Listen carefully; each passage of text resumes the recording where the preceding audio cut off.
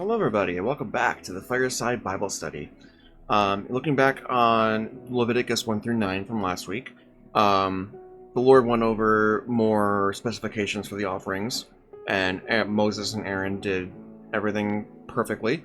And at the very end of chapter 9, the glory of God filled the room, filled everything, and they did a really good job.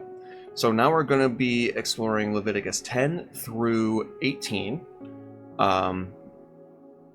And then we should be moving on to 19 through 27 on the next week. So Leviticus is not that long, so we're actually almost done with it already, but should be a lot of good information to have. So I'll pray us in. We'll get started. Heavenly Father, we just thank you for this opportunity to study your word once again. We just pray that we retain the wisdom, keep it, hold it, and nourish it, and be nourished by it. And just pray for your blessings as we read through, and we thank you for everything you've done for us, everything you will do, and everything you have done. Amen. All right. Leviticus 10, the sin of Nadab and Abihu. Now Nadab and Abihu, sons of Aaron, took their respective fire pans, and after putting the fire in them, placed incense on the fire and offered strange fire before the Lord. Wonder why it's saying strange fire, which he had not commanded them. And fire came up from the presence of the Lord and consumed them, and they died before the Lord. Then Moses said to Aaron, "This is what the Lord spoke, saying, By those who come near me will be treated as holy, and before all the people I will be honored." So Aaron, therefore, kept silent. Wow, so they just died.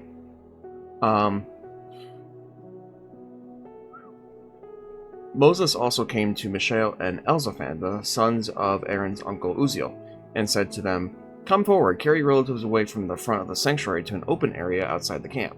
So they came forward and carried them, still in their tunics, to an area outside the camp, just as Moses had said. Then Moses said to Aaron and his sons, Eleazar and Ithamar, "Do not uncover your heads, nor tear your clothes, so that you do not die, and he does not become wrathful against the congregation. But your kinsmen, the entire house of Israel, shall weep for the burning which the Lord had brought about. You shall not even go out from the doorway of the tent of meeting, or you will die, for the Lord's anointing oil is upon you." So they did, according to the word of Moses. Then the Lord spoke to Aaron, saying, "Do not drink wine or strong drink, neither you nor your sons with you, when you come to the tent of meeting, so that you do not die. It is a permanent statute throughout your generations, and to make a distinction between the holy and the profane, and between the unclean and the clean, and so as to teach the sons of Israel all the statutes which the Lord has spoken to them through Moses." Then Moses said to Aaron and to his surviving sons, Eleazar and Ithamar, "Take the grain offering that is left from the Lord's offerings by fire, and eat it as unleavened bread beside the altar, where it is most holy. You shall eat it in a holy place, because it is your allotted portion and your son's allotted portion from the offerings by fire. For so I have been commanded. The breast of the wave offering, however, then the thigh of the offering you may eat in a clean place, you and your sons and your daughters with you, for they have been given as your allotted portion and your son's allotted portion from the sacrifices of the peace offerings of the sons of Israel. They shall bring the thigh offering by lifting up, and the breast offering by waving, along with the offerings of the portion or the fire of the portions of fat, to present as a wave offering for the Lord. So it shall be a thing perpetually. Do you and your sons do with you, just as the Lord has commanded." But Moses searched carefully for the goat of the sin offering, and behold, it had been burned. So he was angry with Aaron's surviving sons, Eleazar and Ithamar, saying, "Why did you not eat the sin offering at the holy place? For it is most holy, and he gave it to you to take away the guilt of the congregation, to make atonement for them before the Lord. Behold, since its blood had not been brought inside into the sanctuary, you certainly should have eaten it in the sanctuary, just as I commanded." But Aaron said to Moses, "Behold, this very day they presented their sin offering and their burnt offering before the Lord. When things like this happened to me, if I had eaten a sin offering today, would it have been good in the sight of the Lord?" When Moses heard that, it was good in his sight. Laws about animals for food. The Lord again spoke to Moses and to Aaron, saying, "Speak to the sons of Israel, saying, These are the creatures which you may eat from the animals that are on the earth. Whatever has a divided hoof, showing split hoofs, and chews the cud among the animals, you may eat. Nevertheless, if you are not to eat these among those which chew the cud, or among those who have a divided hoof, the camel, for though it chews cud, it does not have a divided hoof. It is unclean to you. Likewise, the rock hyrax." What is a hyrax? For though it chews cud, it does not have a divided hoof. It is unclean to you. The rabbit also, for it chews cud, it does not have a divided hoof. It is unclean to you. And the pig, for though it has a divided hoof, so it shows a split hoof, it does not chew cud. It is unclean to you. You shall not eat any of their flesh, nor touch their carcasses. They are unclean to you. Why is that? Why did the Lord specifically choose specific animals like that? Interesting. These you may eat of whatever is in the water. Everything that has fins and scales in the water, in the seas or rivers you may eat. But whatever is in the seas and rivers that does not have fins and scales, among the teeming life of the water, and among all the living creatures in the water, they are detestable things to you. And they shall be detestable to you. You shall not eat any of their flesh, and you shall not detest their carcasses. Whatever is in the water that does not have fins and scales is detestable to you. Avoid the unclean. Moreover, you shall detest among the birds. They are detestable, not to be eaten. Eagle, the vulture, the buzzard, the red kite, the falcon, every raven in its kind, the ostrich, the owl, the seagull, the hawk, the little owl, the cormorant, the great owl, the white owl, the pelican, the carrion vulture, the stork, the heron, the hoopoe? I don't know what that is. And the bat. All the winged insects you walk on all fours are detestable to you. Yet these you may eat among the winged insects that walk on all fours, those which have jointed legs above their feet, which jump on the earth. These of them you may eat: the locust and its kinds, the devastating locust and its kinds, the cricket, the grasshopper, but all other winged insects which are four-footed are detestable to you. Don't eat those ladybugs. By these, moreover, you will be made unclean. Whichever touches their carcasses becomes unclean until evening, and whoever picks up any of the carcasses shall wash his clothes and be unclean until evening. As for all the animals which have a divided hoof, but does not show a split hoof, or do not chew the cud, they are unclean to you. Whoever touches them becomes unclean. Also, whatever walks on its paws, among all the creatures that walk on all fours, are unclean to you. Whoever touches their carcasses becomes unclean until evening, and the one who picks up their carcasses shall wash his clothes and be unclean until evening. They are unclean to you. Okay, so no rabbits, no wolves, no dogs. Better not eat those. Now these are to you the unclean among swarming things which swarm on the earth: the mole, the mouse, the great lizard, the gecko, the crocodile, the lizard, the sand reptile, and the chameleon. These are to you the unclean among all the swarming things. Whichever touches them when they are dead becomes unclean until evening. Also anything on which one of them may fall when they are dead becomes unclean, including any wooden article, or clothing, hide, sack, any article of which a use is made. It shall be put in the water and be unclean until evening, and then it becomes clean. As any earthenware vessel into which one of them may fall, whatever it is in it becomes unclean, and you shall break the vessel. Any of the food which may be eaten on which water comes shall be unclean, and any liquid which may be drunk in its vessel shall be unclean. Moreover, everything on which part of the carcass they may fall becomes unclean. An oven or a stove shall be smashed. They are unclean and shall continue to be unclean. Nevertheless, a spring or a cistern collecting water shall be cleaned, though the one who touches their carcass shall be unclean. Now, if a part of their carcass falls on any seed for sowing which is to be sown, it is clean. But if a water is put on the seed and a part of their carcass falls on it, it is unclean to you. Also, if one of the animals dies which you have for food, the one who touches its carcass becomes unclean until evening. He too who eats some of its carcass shall wash his clothes and be unclean until evening, and the one who picks up its carcass shall wash his clothes and be unclean until evening. Now, every swarming thing that swarms on the earth is detestable, not to be eaten. Whatever crawls on its belly, whatever walks on all fours, whatever has many feet, in regard to every swarming thing that swarms on the earth, you shall not eat them, because they are detestable. Do not make yourselves detestable through any swarming things that swarm. You shall not make yourselves unclean, which them so you become unclean. For I am the Lord your God. Consecrate yourselves before and be holy, because I am holy. You shall not make yourselves unclean with any of the swarming things that swarm on the earth, for I am the Lord, who brought you up from the land of Egypt to be your God. So you shall be holy, because I am holy. This is the law regarding the animal, the bird, every living thing that moves in the waters, and everything that swarms on the earth, to make a distinction between the unclean and the clean, and between every edible creature and creature which is not to be eaten. That is a lot of rules based on what you can eat and not eat. Laws of motherhood. Then the Lord spoke to Moses, saying, Speak to the sons of Israel, saying, When a woman gives birth and delivers a male child, then she shall be unclean for 7 days, for she is in the days of her menstruation, she shall be unclean. Then on the 8th day, the flesh of his foreskin shall be circumcised, and she shall stay at home in her condition of blood purification for 33 days. She shall not touch any consecrated thing, nor enter the sanctuary till the days of her purification are completed. But if she gives birth to a female child, then she'll be unclean for 2 weeks, as in her menstruation, and she shall stay at home in her condition of blood purification for 66 days. Wow. When the days of her purification are completed, for a son or for a daughter, she shall bring to the priest at the doorway of the tent of meeting a 1-year-old lamb as a burnt offering, and a young pigeon or turtle dove as a sin offering.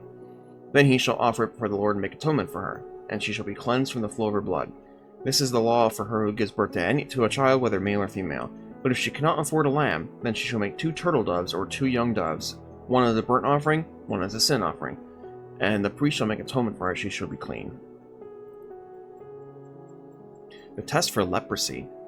Then the Lord spoke to Moses and Aaron, saying, When someone has the skin of his body, a swelling, scab, or a bright spot, and becomes an infection of leprosy on the skin of his body, then he shall be brought to Aaron the priest, to one of his sons the priests.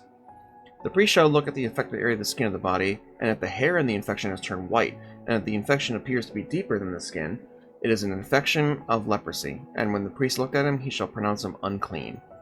But if the bright spot is white on the skin of his body, it does not appear to be deeper than the skin, and the hair on it is not turned white, then the priest shall isolate the person who has the infection for 7 days.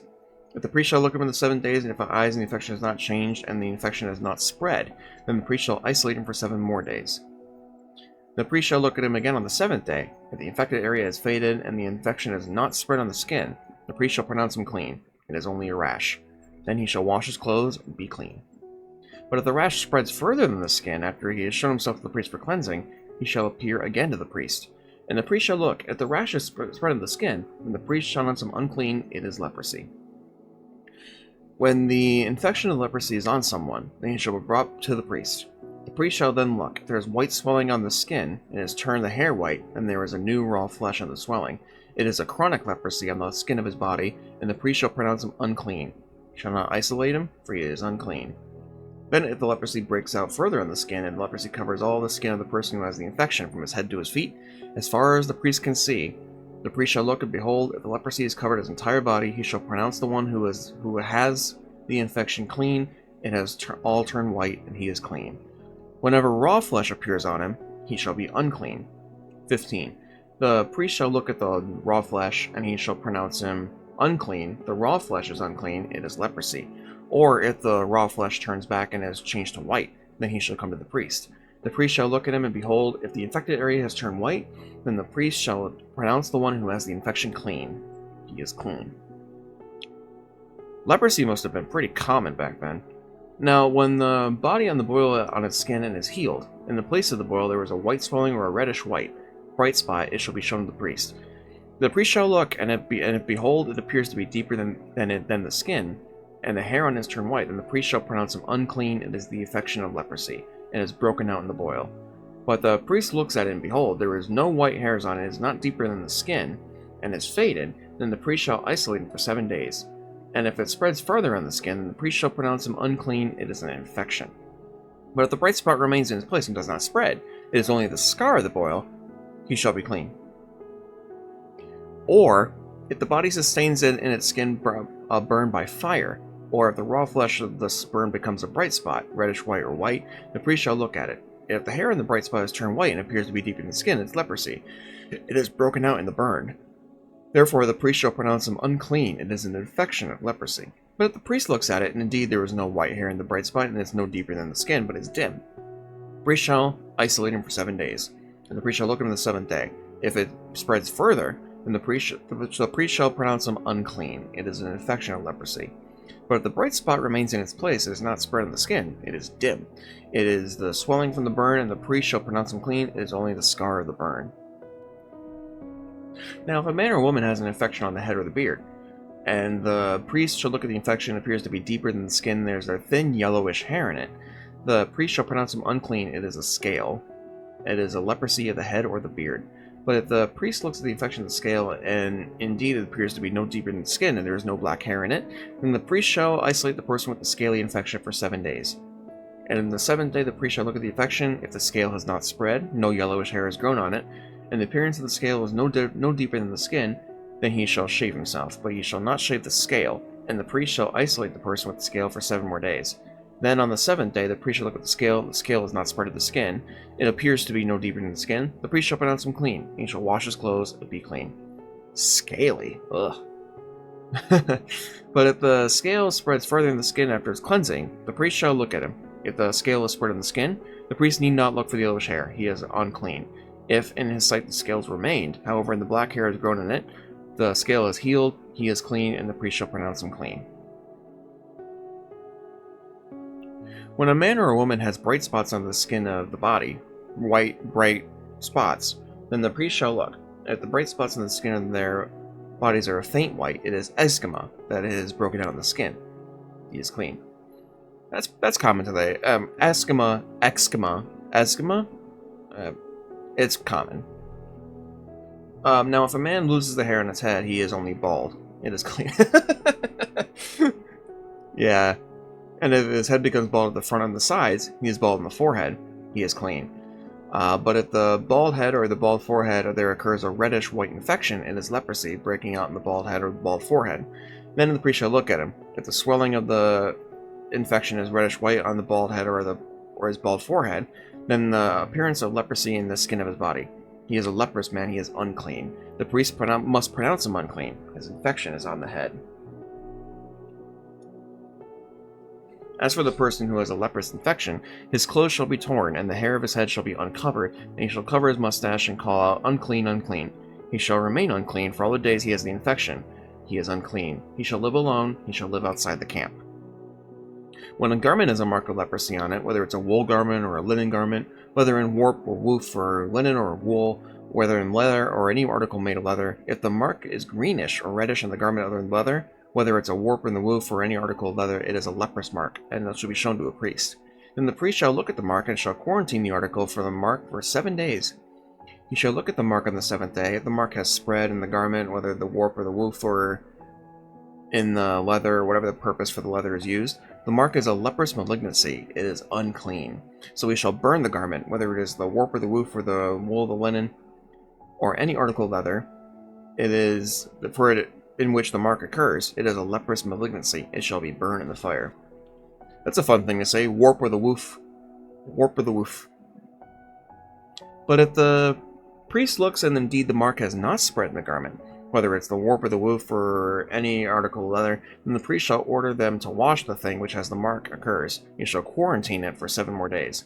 After the article which the mark has been washed, the priest shall look again. If the mark is not changed, even if the mark is not spread, it is unclean. You shall burn it.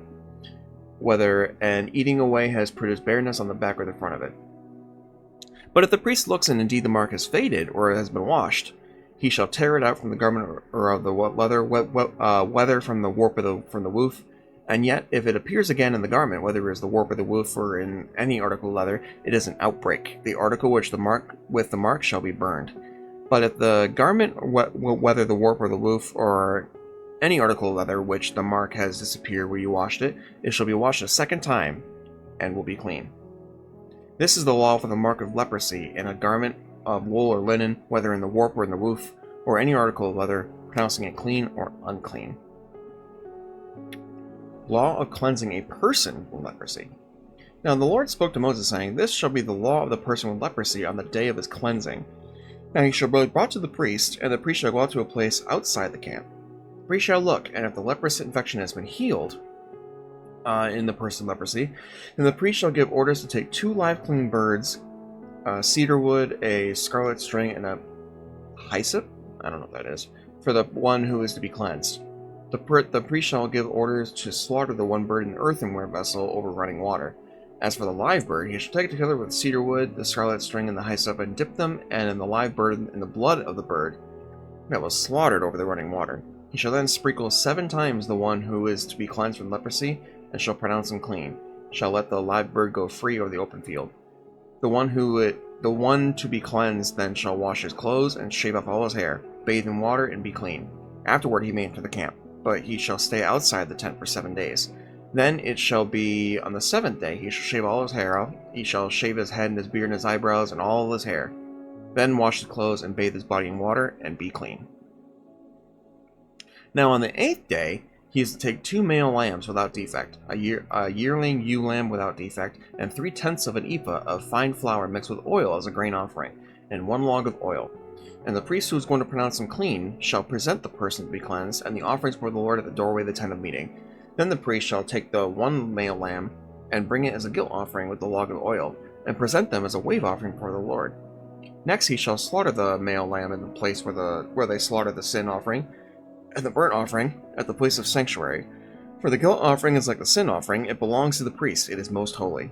The priest shall take some of the blood of the guilt offering, and the priest shall put it on the lobe of the right ear of the one to be cleansed, and the thumb of his right hand on the big toe of his big right foot. Of his right foot. The priest shall take some of the log of oil, pour it on his left palm. The priest shall dip his right hand finger into the oil that is on his left palm with his finger, and with his finger sprinkle some of the oil 7 times before the Lord. 17.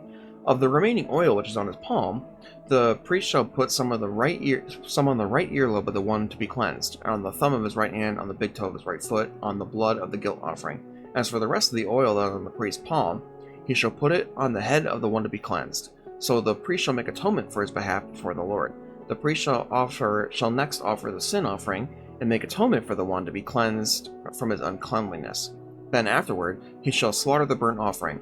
The priest shall offer up the burnt offering and the grain offering on the altar. The priest shall make atonement for him, and he will be clean. But if he is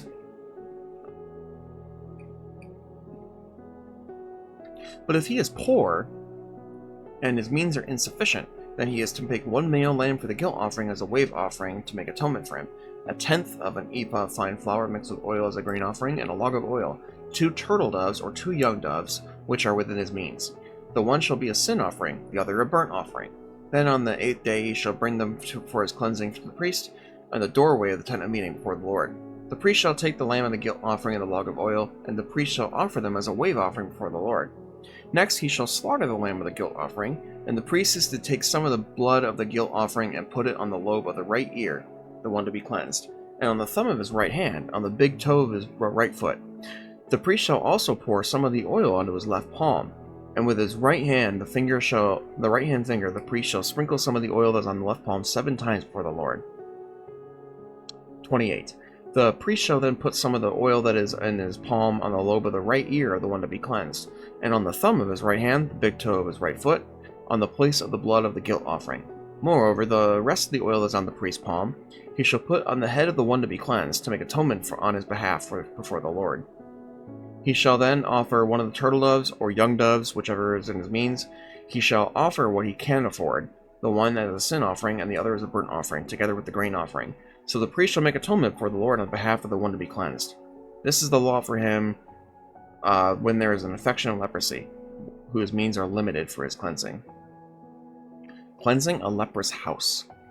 The Lord spoke further to Moses and Aaron, saying, When you enter the land of Canaan, which I am giving you as a possession, I put the spot of leprosy on a house in the land of your possession.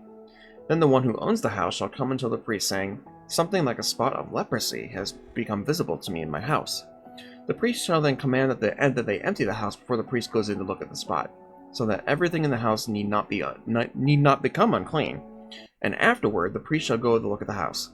So he shall look at the spot, and if the spot on the walls of the house is a greenish or reddish depressions, and appear deeper than the surface, the priest shall come out of the house to the doorway and quarantine the house for 7 days.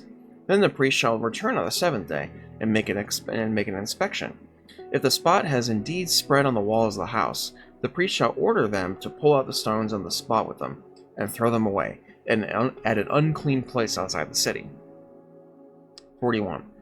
And he shall have the house scraped all around inside, and they shall dump the plaster that they scrape off at the unclean place outside the city. Then they shall take the other stones and replace the discarded ones. He shall take the plaster and replaster the house. If, however, the spot breaks out again in the house, after he has pulled out the stones and scraped the house, and after being replastered, then the priest shall come in and make an inspection. If he sees that the spot has indeed spread in the house, It is a malignant spot on the house. It is unclean. The owner shall therefore tear down the house, stones, timbers, all the plaster, and he shall take them outside to a city, to an unclean place. Moreover, whoever goes into the house during the time that has been quarantining, that he has quarantined it, becomes unclean until evening. Likewise, whoever lies down in the house shall have to wash his clothes, and whoever eats in the house shall wash his clothes. If, on the other hand, the priest comes in and makes an inspection and the spot has not indeed spread in the house after the house has been replastered, then the priest shall pronounce the house clean, because the spot has not reappeared. To cleanse the house, then, he shall take 2 birds, cedar wood, scarlet string, and a hyssop, and he shall slaughter the 1 bird in an earthenware vessel over running water. Then he shall take the cedar wood, the hyssop, the scarlet string, and the live bird, dip them in the blood of the slaughter bird, as well as the running water.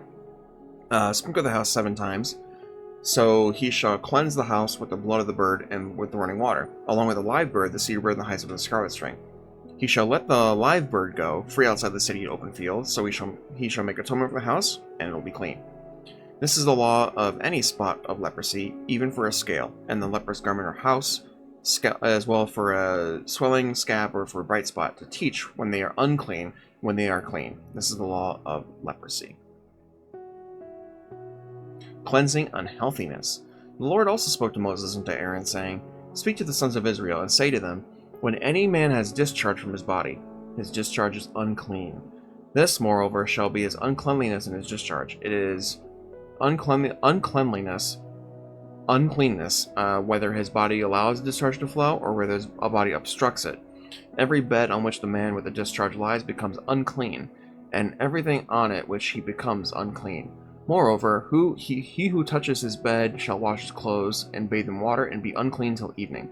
Whoever sits on the thing on which the man with the discharge has been sitting shall wash his clothes, and bathe in water, and be unclean till evening. Also, whoever touches the man with the discharge shall wash his clothes, and bathe in water, and be unclean till evening. Or, if the man with the discharge sits on the one who is cleaning, he too shall wash his clothes, and bathe in water, and be unclean till evening. Every saddle which the man with the discharge rides becomes unclean. Whoever then touches any of the things which were under him shall be unclean till evening. The one who carries them shall wash his clothes and bathe in water, and be unclean till evening. 11. Likewise, whoever the man with the discharge touches without having rinsed his hands in water shall wash his clothes and bathe in water, and be unclean till evening. However, an earthenware vessel which the man with the discharge touches shall be broken. Every wooden vessel shall be rinsed in water. Now, when the man with the discharge becomes cleansed from his discharge, he shall count off for himself 7 days for his cleansing. He shall then wash his clothes and bathe in his body in running water, and he will become clean. Then on the 7th day, he shall take for himself 2 turtle doves or 2 young doves, and come before the Lord to the door of the tent of meeting, and give them to the priest. And then the priest shall offer them. One as a sin offering, one as a burnt offering. And the priest shall make atonement on his behalf before the Lord because of his discharge.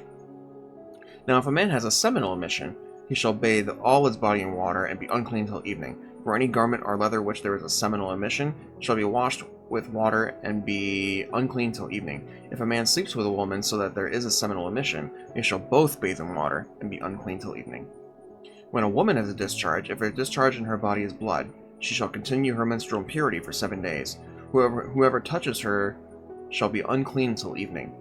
Everything also on which she lies through menstrual impurity shall be unclean, and everything on which she sits shall be unclean. Anyone who washes her bed shall wash his clothes and bathe in water, and be unclean till evening.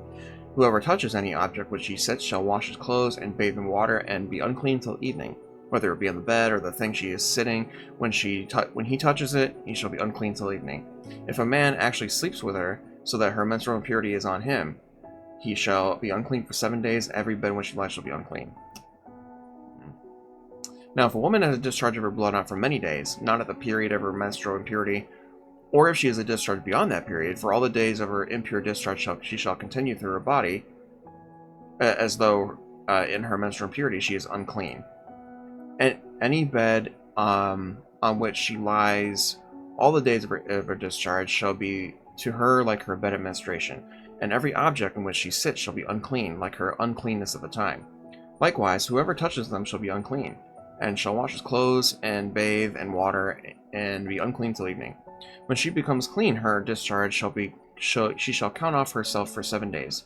Afterwards she'll be clean. Then on the 8th day she'll take herself 2 turtle doves and 2 young doves, bring them to the priest, to the doorway of the tent of meeting. And the priest shall offer the one as a sin offering, and the other as a burnt offering.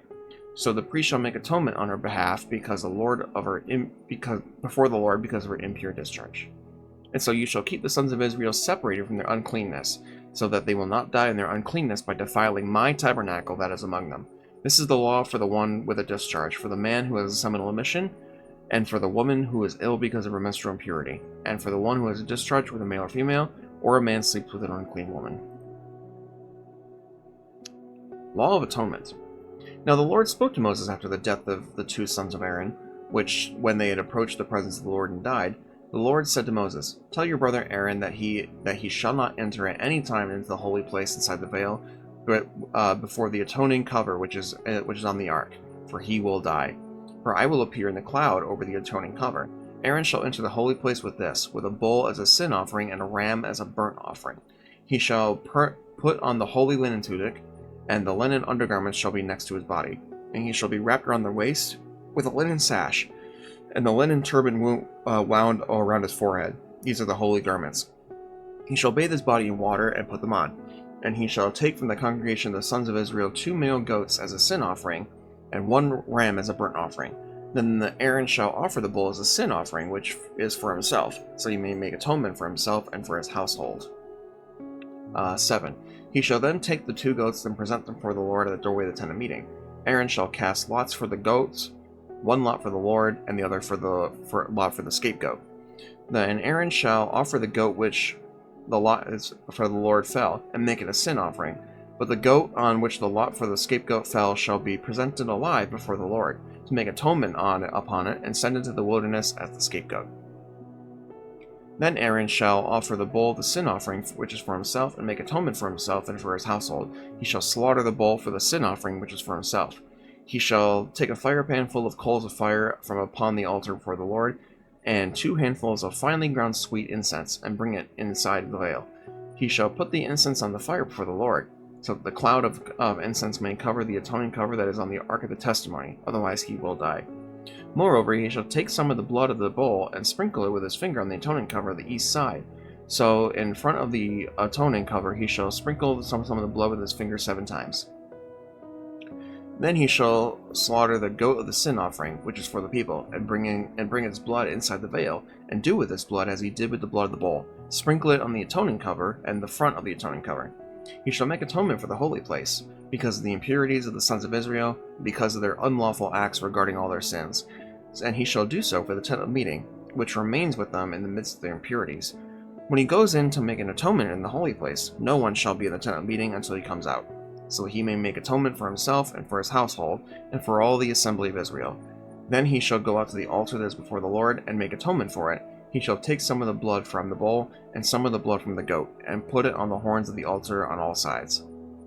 With this finger he shall sprinkle some of the blood on it 7 times, and cleanse it, and consecrate it from the impurities of the sons of Israel.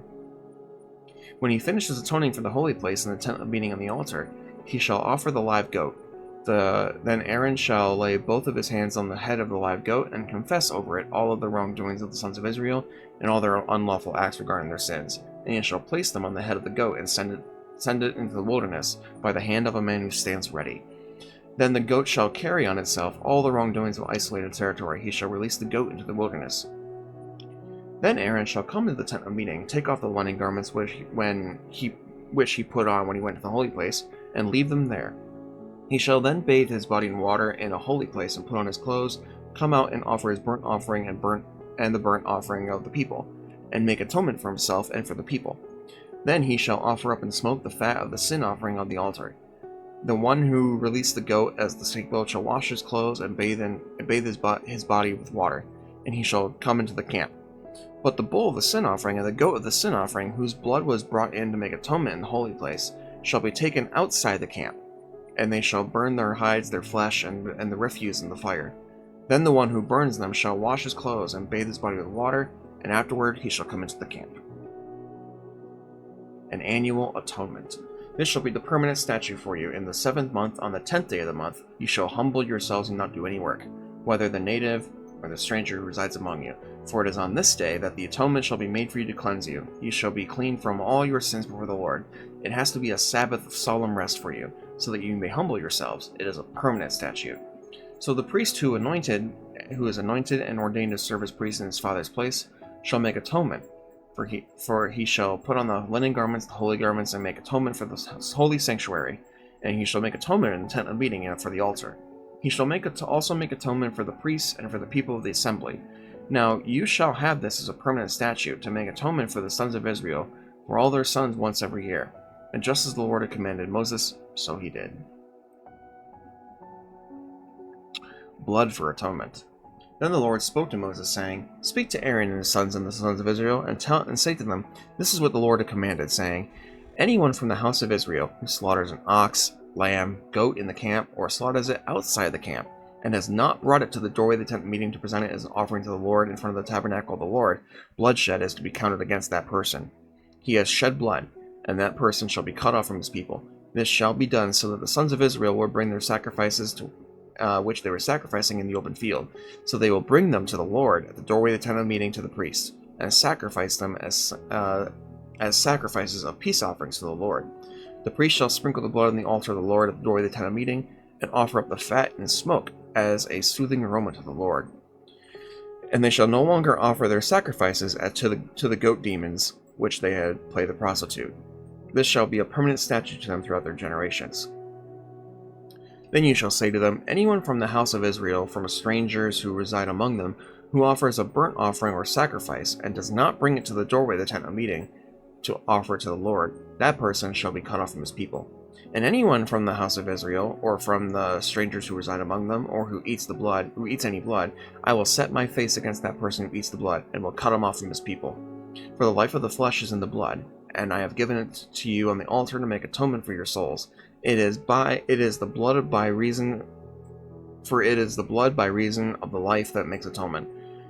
Therefore I said to the sons of Israel, No person among you may eat blood, nor any stranger who resides among you may eat blood.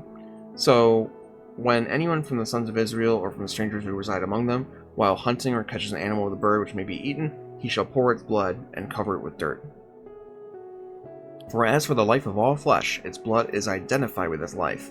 Therefore I said to the sons of Israel, You are not to eat the blood of any flesh, for the life of all its flesh is its blood. Whoever eats it shall be cut off. And any person who eats an animal which dies or is torn by animals, whether it's a native or a stranger, shall wash his clothes and bathe in water, and remain unclean until evening. Then he will become clean. But if he does not wash his clothes and bathe his body, he shall bear the responsibility for the guilt. Laws on immoral relations. Then the Lord spoke to Moses, saying, Speak to the sons of Israel and say to them, I am the Lord your God. You shall not do what is done in the land of Egypt where you lived, nor are you to do what is done in the land of Canaan, which I am bringing you. You shall not walk in their statutes. You are to perform my judgments and my statutes, to live in accord with them. I am the Lord your God. So if you shall keep my statutes and my judgments, which if a person follows them, then he will live by them. I am the Lord. None of you shall approach any blood relative of his to uncover nakedness. I am the Lord. You shall not uncover the nakedness of your father, that is, the nakedness of your mother. She is your mother, you are not to uncover her nakedness. You shall not uncover the nakedness of your father's wife, it is your father's nakedness. As for the nakedness of your sister, either your father's daughter or your mother's daughter, whether born in the household or outside the household, you shall not uncover their nakedness. The nakedness of your son's daughter or your daughter's daughter, their nakedness shall not uncover, for their nakedness is yours. The nakedness of your father's wife's daughter, born to your father, she is your sister. You shall not uncover her nakedness. You shall not uncover the nakedness of your father's sister, for she is your father's blood relative. 13. You shall not uncover the nakedness of your mother's sister, for she is your mother's blood relative. You shall not uncover the nakedness of your father's brother. You shall not approach his wife, she is your aunt. You shall not uncover the nakedness of your daughter-in-law, she is your son's wife. You shall not uncover her nakedness. 16. You shall not uncover the nakedness of your brother's wife, for it is your brother's nakedness. You shall not uncover the nakedness of a woman and of her daughter, nor shall you take her son's daughter and daughter's daughter to uncover her nakedness. They are blood relatives. It is an outrageous sin. You shall not marry a woman in addition to her sister as a second wife while she is alive to uncover her nakedness. You shall not approach your woman to uncover nakedness during her menstrual impurity, and you shall not have sexual intercourse with your neighbor's wife, to be defiled with her.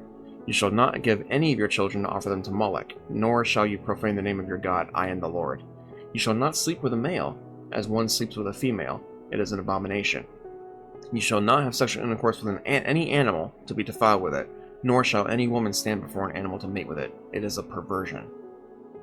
Do not defile yourselves with any of these things. By all these things the nations which I am driving out from you have been defiled. For the land has become defiled, therefore I have brought out its punishment upon it, so the land has vomited out its inhabitants. But as for you, you are to keep my statutes and my judgments. You shall not do any of these abominations, neither the native nor the stranger who resides among you. For the people of the land who were there before you did all these abominations, and the land has become defiled, so that the land will not vomit you out should you defile it, as it has vomited out the nation which there were before you. For whoever does any of these abominations, those persons who do so shall be cut off from their people. So you are to keep your commitment to me, not to practice any of the abominable customs which have been practiced before you, so you do not defile yourselves with them. I am the Lord. Idolatry forbidden. So this is where we're going to stop. We are only one more session away from finishing out Leviticus. So Leviticus is just basically a rule set. The Lord is giving very specific rules to his people, whether it's with offerings or with leprosy, as you saw, impure sexuality, that kind of stuff. So